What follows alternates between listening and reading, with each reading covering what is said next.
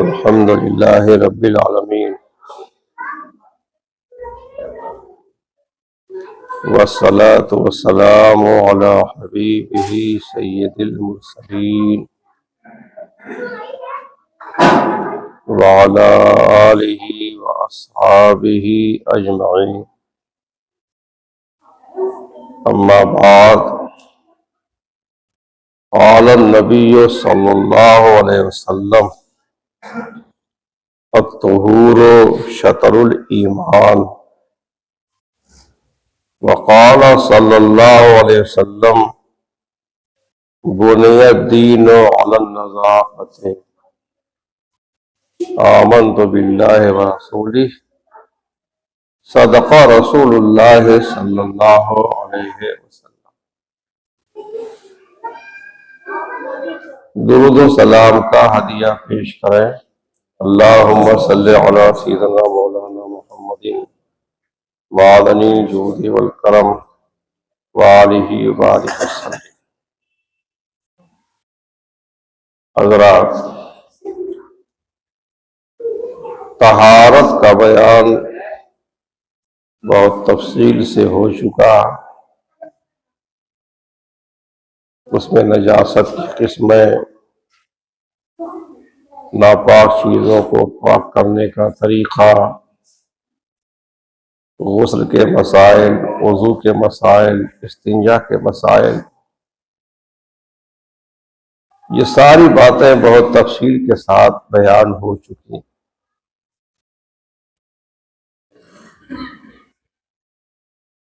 آج عام نظافت اور صفائی اور ستھرائی سے متعلق بیان ہوگا۔ مسلم شریف کی حدیث ہے، اللہ کے پیارے حبیب رحمت عالم نور مجسم صلی اللہ علیہ وسلم نے ارشاد فرمایا، الطہور شطر الایمان، پاکی نصف ایمان ہے۔ طہارت، پاکی آدھا ایمان ہے۔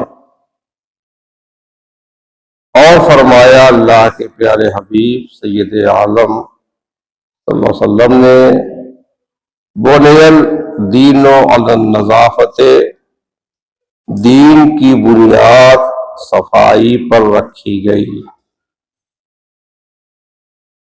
اب اس میں جسم کی صفائی، کپڑے کی صفائی، بستر کی صفائی، مکان کی صفائی، استعمال کرنے والی ساری چیزوں کی صفائی، راستے کی صفائی، گلی کوچوں کی صفائی، ہر چیز اس نظافت میں ہے۔ فرمایا بنی الدین علی النظافۃ، دین کی بنیاد نظافت پر رکھی گئی، صفائی پر رکھی گئی۔ ہمارے دین میں، دین اسلام میں صفائی ستھرائی کو بہت اہمیت حاصل ہے۔ پیارے آقا مولا حضور اکرم صلی اللہ علیہ وسلم سراپا طہارت تھے، نظافت اور پاکیزگی کا نمونہ تھے۔ بدن تو بدن ہے، حضور صلی اللہ علیہ وسلم کے کپڑوں پر بھی کبھی مکھی نہیں بیٹھی، نہ کپڑوں میں کبھی جوئیں پڑی، جس کو یہاں چیلر کہتے ہیں، یا سر میں ڈھیل وغیرہ ہو، ایسا کچھ بھی نہیں ہوا۔ کیونکہ مکھیوں کا بیٹھنا بدن پر، مکھیوں کی آمد اور جوؤں کا پیدا ہونا، یہ گندگی اور بدبو وغیرہ کی وجہ سے ہوا کرتا ہے۔ اور حضور اقدس سید عالم صلی اللہ علیہ وسلم چونکہ ہر قسم کی گندگیوں سے پاک اور آپ کا جسم اطہر خوشبودار تھا، اس لیے حضور صلی اللہ علیہ وسلم ان سب چیزوں سے محفوظ رہے۔ جو شخص حضور اقدس صلی اللہ علیہ وسلم کے لباس مبارک کو گندا بتا دے، یا کہہ دے حضور کا کرتا میلا ہے، یا یہ کہے کہ حضور صلی اللہ علیہ وسلم کے ناخن بڑے بڑے ہیں، یہ ساری باتیں کفر ہیں، آدمی ان باتوں سے کافر ہو جاتا ہے۔ اعلیٰ حضرت امام احمد رضا بریلوی رحمۃ اللہ علیہ فرماتے ہیں، میل سے کس درجہ ستھرا ہے وہ پتلا نور کا، ہے گلے میں آج تک کوڑا ہی کرتا نور کا۔ متعدد احادیث مبارکہ میں کئی مبارک حدیثوں میں صفائی کی اہمیت کو بیان کیا گیا ہے۔ حضور نبی رحمت صلی اللہ علیہ وسلم نے فرمایا، اللہ تعالی پاک ہے، پاکی کو پسند فرماتا ہے۔ اللہ تعالی ستھرا ہے، ستھرا پن پسند فرماتا ہے۔ فرماتے ہیں کہ اللہ پاک ہے، ستھرا ہے، ستھرے پن کو پسند فرماتا ہے، لہذا تم اپنے صحن صاف رکھو اور یہود سے مشابہت نہ کرو۔ یہ ترمذی شریف کی حدیث ہے کہ اللہ صاف ہے، ستھرا ہے، پاک ہے، پاکیزہ ہے، صفائی ستھرائی کو پسند فرماتا ہے، تو اپنے صحن صاف رکھو اور یہود سے مشابہت نہ کرو۔ اللہ تعالی بندے کی ظاہری باطنی پاکی پسند فرماتا ہے، تو بندے کو چاہیے کہ ہر طرح پاک رہے، جسم پاک رکھے، نفس کو پاک رکھے، اپنی روح کو پاک رکھے، اپنا لباس پاک رکھے، اپنے بدن کو پاک رکھے، اپنا اخلاق پاکیزہ رکھے، غرض ہر چیز کو پاک صاف رکھے، اقوال درست رکھے، افعال درست رکھے، احوال درست رکھے، عقائد درست رکھے، سب درست رکھے۔ اس میں آقا نے فرمایا اپنے صحن صاف رکھو، یعنی اپنے گھر تک صاف رکھو، لباس اور چہرہ صرف صاف نہ رکھو، اپنے مکان کو، اپنے گھر کو بھی صاف رکھو، جو ہے اپنے صحن کو صاف رکھو۔ لباس، بدن وغیرہ کی صفائی تو بہت ہی ضروری ہے، گھر بھی صاف رکھو، وہاں کوڑا جالا وغیرہ جمع نہ ہونے دو۔ یہ مکڑی کی جالے گھر میں رہتے ہیں، گھروں کو جالوں سے صاف رکھنا چاہیے، اس سے غربت آتی ہے، برکت ختم ہوتی ہے۔ اس طرح سے کوڑا کرکٹ وغیرہ بھی گھر میں نہ رہے۔ ہر طرح کی صفائی اسلام نے ہی سکھائی ہے۔ اسلام میں جمعۃ المبارکہ کا دن خصوصی اہمیت کا حامل ہے، بڑا اہم دن ہے، اس لیے نماز جمعہ کے لیے غسل کرنے اور تیل خوشبو وغیرہ کے استعمال کی احادیث میں خصوصی ترغیب دلائی گئی کہ جمعہ کے دن غسل کرو، خوشبو اللہ دے تو خوشبو لگاؤ، تیل کا بھی استعمال کرو۔ اعلیٰ حضرت فرماتے ہیں فتاوی رضویہ میں، میل دور کرنے کے لیے یہ بعینہ مطلوب شرع ہے، یعنی غسل کرنا میل دور کرنے کے لیے بعینہ مطلوب شرع ہے، بذات خود شریعت کو درکار ہے۔ دین کی بنیاد ہی نظافت پر ہے، اور جمعہ کے دن غسل کے حکم کی حکمت یہی ہے۔ ایک حدیث میں، یہ حدیث بخاری شریف کی ہے، اس حدیث میں بالخصوص منہ کی صفائی کی تاکید کرتے ہوئے فرمایا، اللہ کے پیارے حبیب صلی اللہ علیہ وسلم نے طیبوا افواہکم بالسواک فإنہا طرق القرآن، اپنے منہ کو مسواک کے ذریعے صاف رکھو۔ اس وقت مسواک ہی منہ صفائی کی صفائی کا ذریعہ تھی، تو برس وغیرہ نہیں تھے، تو فرمایا کہ اپنے منہ کو مسواک کے ذریعے صاف رکھو، کیونکہ یہ قرآن کا راستہ ہے۔ یہ حدیث شعب ایمان کی ہے، قرآن کا راستہ ہے۔ آدمی قرآن منہ کے ذریعے پڑھتا ہے، فرشتے اپنا منہ اس کے منہ کے پاس لگاتے ہیں۔ اب اگر منہ سے بدبو آئے، منہ میں بدبو رہے، منہ صاف نہ رہے، تو فرشتوں کو سخت تکلیف ہوتی ہے کہ جب اس منہ سے رب سے کلام کرنا ہے تو منہ کو صاف بھی رکھنا چاہیے۔ حضرت موسیٰ علیہ السلام جب کوہ طور پر جاتے تھے اللہ سے ہم کلام ہونے کے لیے، تو یہ خوشبودار لکڑی منہ میں رکھ لیا کرتے تھے تاکہ منہ سے خوشبو آئے، اور رب سے جب بات ہو رہی ہو تو منہ مہکے، منہ سے خوشبو آئے۔ تو قرآن کی تلاوت کے لیے، نمازوں کے لیے، نماز میں آدمی اللہ سے مناجات کرتا ہے، منہ صاف رہے، منہ سے بو نہ آئے۔ فرشتوں کو تکلیف ہوتی ہے، اللہ کو یہ بات ناپسند ہے۔ رب سے بات کرو اور منہ سے بدبو آئے، کتنی بری بات ہے۔ ایک روایت میں فرمایا، یہ حدیث بخاری کی ہے، کہ امت کے مشقت میں پڑھنے کا خیال نہ ہوتا تو میں ہر نماز کے وقت مسواک کو حکم دیتا، یہ کہتا کہ ہر نماز وقت مسواک کیا کرو، مسواک کو واجب کر دیتا۔ لیکن اگر واجب کر دو تو مشکل ہو جائے گا، پریشانی ہو جائے گی، اس لیے واجب تو نہیں کر رہا ہوں، لیکن پسندیدہ تو مجھے ہے ہی کہ ہر نماز کے لیے مسواک کیا کرو۔ اب مسواک ہے یا مسواک کے قائم مقام آج کل بس منجن ہے، اس کا استعمال کرنا چاہیے۔ اعلیٰ حضرت نے فرمایا، حدیث سواک یعنی مسواک والی حدیث پاک کا سبب یہ ہے کہ لوگ میلے کچیلے دانتوں کے ساتھ رسول اللہ صلی اللہ علیہ وسلم کے پاس آئے۔ کچھ لوگ حضور کی خدمت میں حاضر ہوئے، ان کے دانت صاف نہیں تھے، دانت میلے کچیلے تھے، منہ سے بو آ رہی تھی۔ حضور کے پاس آئے تو حضور نے فرمایا، مسواک کیا کرو اور میرے پاس میلے کچیلے دانتوں کے ساتھ مت آیا کرو۔ تو حضور کو ناپسند ہے کہ کوئی حضور کے سامنے میلے کچیلے دانت لے کر کے جائے، پھر آپ رب کی بارگاہ میں میلے کچیلے دانت لے کے جائے، رب کو کیسے پسند ہوگا؟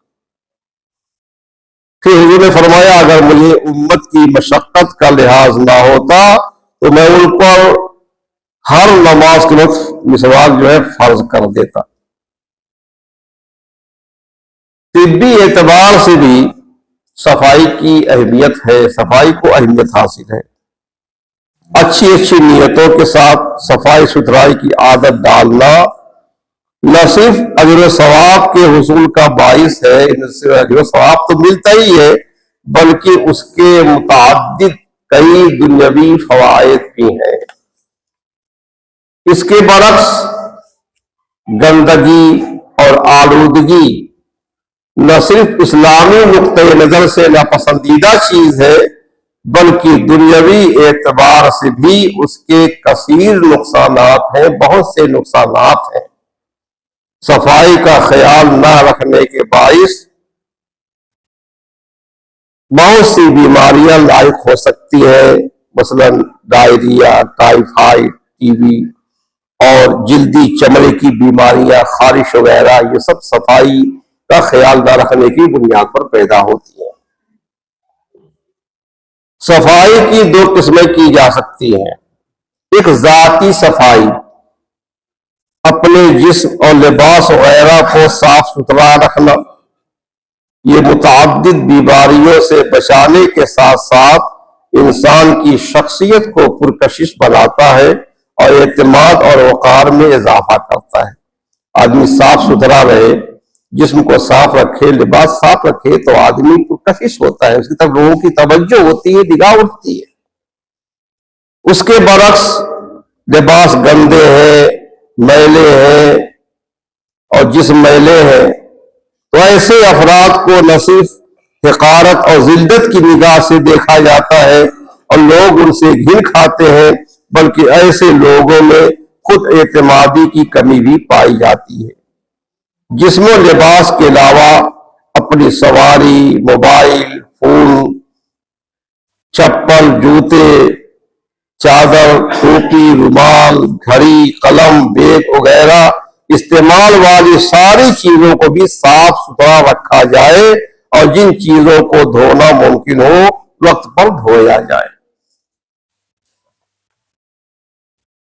ہاتھ پاؤں کے ناخن ہفتے میں ایک مرتبہ ضرور کاٹے جائیں، ورنہ ان میں میل جمع ہوتے ہیں اور جراثیم پرورش پاتے ہیں جو کھانے کے ذریعے سے پیٹ میں جا کر مختلف بیماریاں پیدا کرتے ہیں، ڈائریا، ہیضہ وغیرہ کا باعث بن سکتے ہیں۔ دانتوں کی صفائی کا بھی خاص اہتمام رکھیں، سنت کے مطابق مسواک کریں یا برس منجن کریں۔ کھانے کے بعد دانتوں میں خلال کرنے کا معمول بنائیں تاکہ دانتوں میں کہیں کوئی کھانا وغیرہ لگا نہ رہ جائے، اس وجہ سے پھر منہ میں بدبو اور سڑن پیدا ہو جائے۔ کھانے سے پہلے اور بعد اچھی طرح ہاتھ دھوئیں۔ کانوں کی صفائی کا بھی مناسب اہتمام کریں، لیکن اس کے لیے ماچس کی تیلی کا استعمال خطرناک ثابت ہو سکتا ہے، اس سے بچیں۔ جس سے بن پڑے ہو سکے تو روزانہ نہائے، یہ کافی حد تک بدن کی باہری بدبو ظاہر ہوگی اور یہ صحت کے لیے بھی فائدہ مند ہے۔ داڑھی میں اکثر غذائی اجزاء اٹک جاتے ہیں۔ آدمی سوتا ہے تو سونے میں بعض اوقات منہ کی بدبودار رال منہ سے جو نکلتی ہے وہ داڑھی میں داخل ہو جاتی ہے، اس طرح بدبو آتی ہے، لہذا دن میں ایک مرتبہ صابن سے داڑھی دھو لینا مناسب ہے۔ یہ سر کے بال بھی وقتاً فوقتاً دھوتے رہیے۔ بالخصوص اپنے گھر کے مطبخ، یعنی جہاں کھانا بنتا ہے، کچن، مطبخ، بیت الخلاء کی صفائی کا بھی اہتمام رکھیں۔ بہتر یہ ہے کہ صفائی کا ایک اصول بنا لیں کہ کن چیزوں کی روزانہ صفائی کرنی ہے، کن چیزوں کی ہفتہ میں صفائی کرنی ہے، کن چیزوں کی ماہانہ صفائی کرنی ہے۔ مثلا فریج، پنکھوں وغیرہ کی صفائی مہینے میں ایک دفعہ، دروازوں، الماریوں وغیرہ کی صفائی ہفتہ وار وغیرہ وغیرہ وغیرہ۔ وقتاً فوقتاً گھر کے میں جو ٹنکیاں لگی ہیں، جس ٹنکی میں پانی جمع ہوتا ہے، اس کی صفائی بھی نہایت ضروری ہے۔ صحت مند رہنے کے لیے صاف پانی کا استعمال نہایت اہمیت رکھتا ہے۔ پانی ابال کر پینا اس سلسلے میں فائدہ مند ہو سکتا ہے۔ اور ماحول کی صفائی صرف اپنے گھر تک ہی محدود نہیں، بلکہ اپنے گلی محلے، دفتر، مسجد، عوامی سواری، مثلا ٹرین وغیرہ کی صفائی، ان سب چیزوں کی صفائی سب اس میں شامل ہے۔ اپنے گھر کو صاف کر کے تمام کچرا گلی محلے میں ڈال دینا اور اپنے گھر کو دھو کر گلی میں پانی بہا دینا کہ پڑوسیوں کو، راہگیروں کو تکلیف پہنچے، یقیناً ناپسندیدہ عمل ہے جو دوسروں کے لیے تکلیف کا باعث بھی بنتا ہے۔ تو گھر کے کوڑے کرکے کبھی باہر نہ ڈالیں، راہگیروں کو تکلیف پہنچتی ہے۔ گھر کی دھلائی کیا ہے، پانی باہر بہ رہا ہے، اس پانی کو بھی صاف کر دیا کریں۔ اپنے بچوں کو بھی ابتدائی سے صفائی کی تربیت دی جائے۔ کھانے سے پہلے اور بعد میں ہاتھ دھونے کی مشق کرائی جائے اور کم سے کم رات سونے سے پہلے اور بیدار ہونے پر دانت صاف کرنے کی عادت ڈالی جائے۔ خلاصہ یہ ہے کہ اپنے جسم، بالخصوص ہاتھوں اور سر، داڑھی کے بالوں، دانتوں، لباس، سواری، چپل وغیرہ کی، اور اپنے اطراف، بالخصوص گھر کی، دفتر ہے، سواری ہے، سیڑھیاں ہے، گلی محلہ، ملازمت کے مقام، اگر باغیچہ ہے تو باغیچہ، صحن، دالان وغیرہ، ہر چیز کی صفائی پر بھرپور توجہ دینی چاہیے۔ غرض اسلام میں صفائی ستھرائی اور نظافت کی بہت اہمیت ہے۔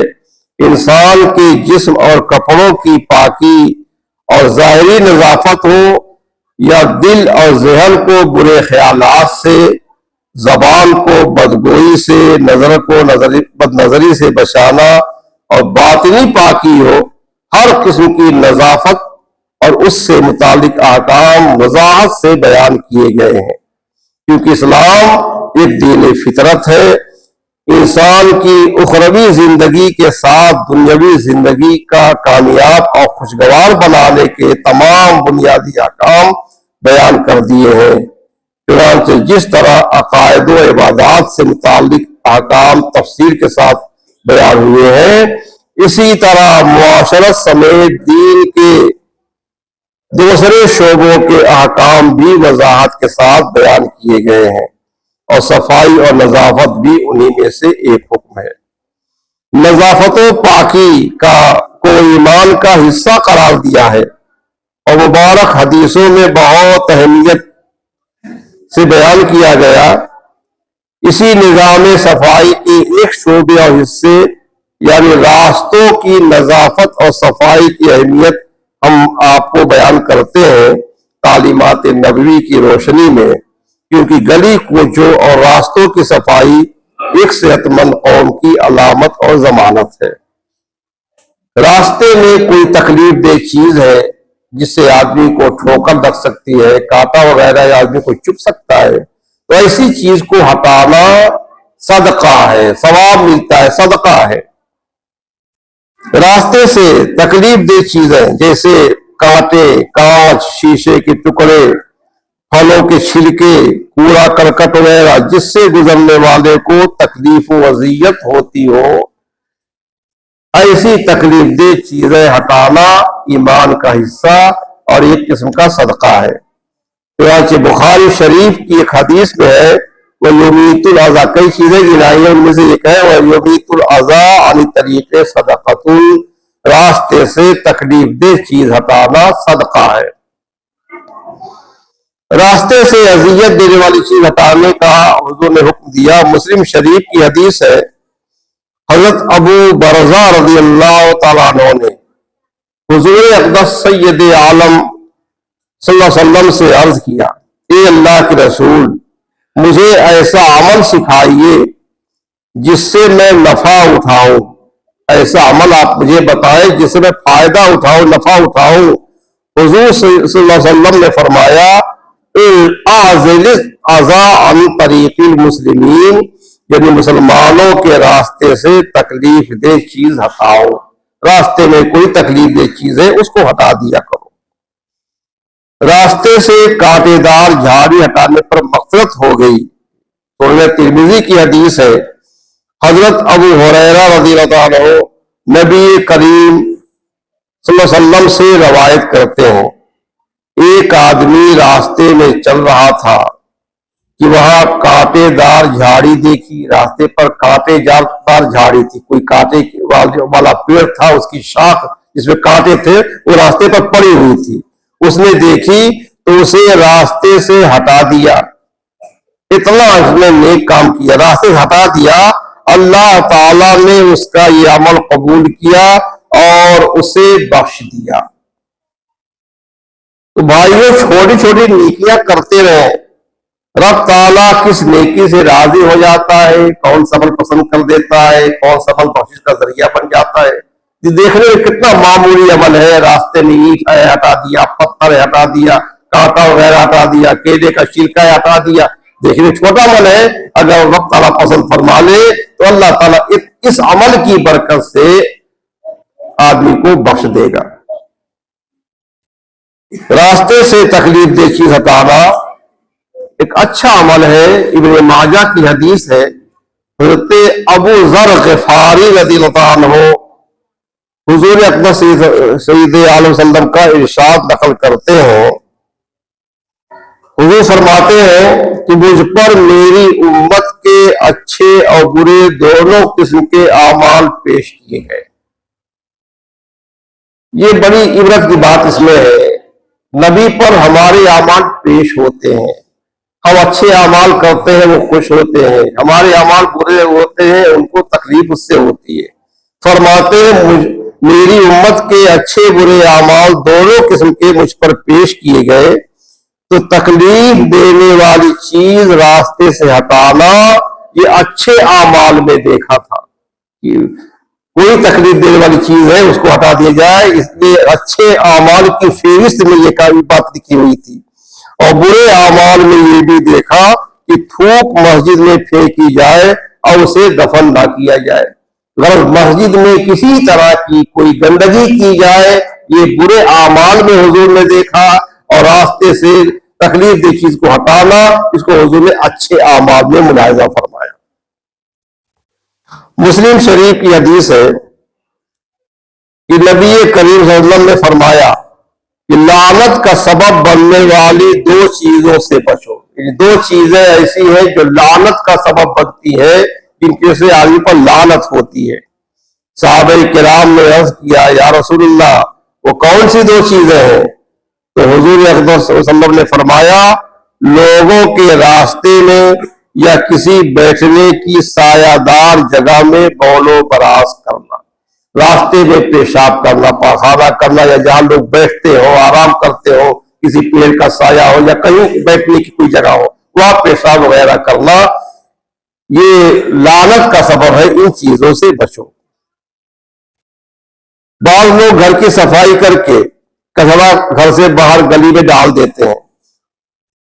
حضور صلی اللہ علیہ وسلم نے فرمایا، اس سے ممانعت فرمائی اور اسے اس زمانے کے یہود کا فعل بتایا۔ یہودیوں کا طریقہ ہے کہ گھر کی صفائی کرتے ہیں کہ کوڑے کرکٹ گھر کے سامنے ڈال دیتے ہیں۔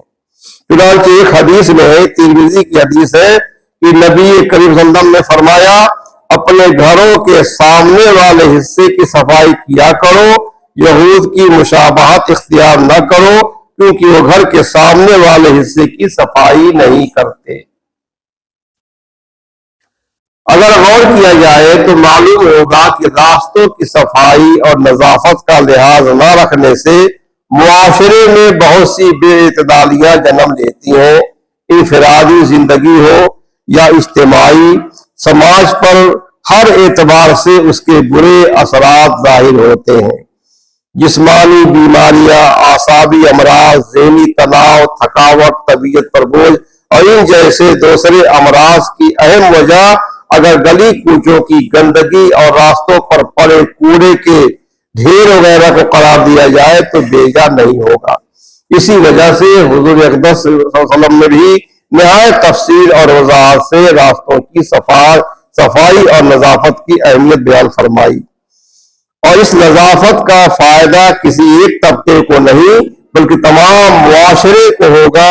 ایک طرف انسان جسمانی اور ذہنی اعتبار سے تندرست اور صحت مند رہے گا تو دوسری طرف دوسری قوموں کی نظروں میں بھی ایسے معاشرے کا مقام و مرتبہ بلند ہوگا۔ اسلام کتنا صاف ستھرا مذہب ہے، اپنے ماننے والوں کو کس قدر صفائی کا حکم دیتا ہے۔